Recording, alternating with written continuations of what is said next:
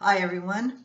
Today I'm going to read a column I wrote back in 1990 called The Contestants. Now I know this is way back in my time, but I know this happens in other families any any time of the year. This was January. Sometime back I happened to run into our family doctor at a church function. His greeting was very pleasant. With a smile, our good old doc said, "What's been happening out your way? I haven't seen any of the Manskes lately." "We were too busy to get sick and visit you," I said. At first, I didn't give his words a second thought, but on the drive home, I began to think. Now, I'm not superstitious, but somehow I knew the health of my family was going to take a turn for the worse.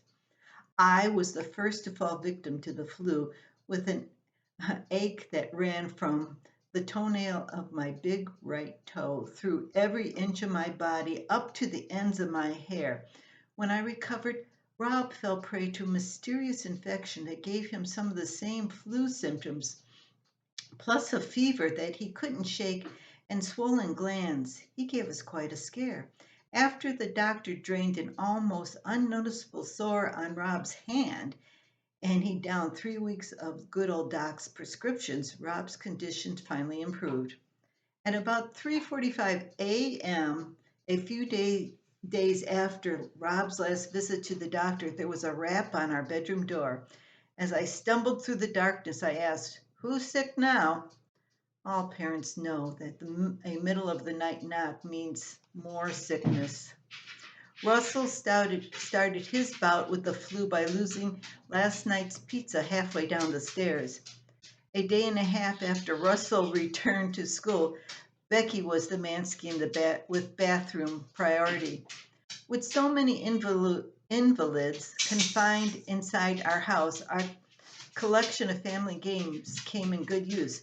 But as our children recovered from the flu epidemic, they came to me to judge a new game they couldn't settle. Who was the sickest? Well, I had 101.6 fever on and off for a week, Rob said proudly. Russell tried to stand tall next to his older brother. "I threw up 8 times."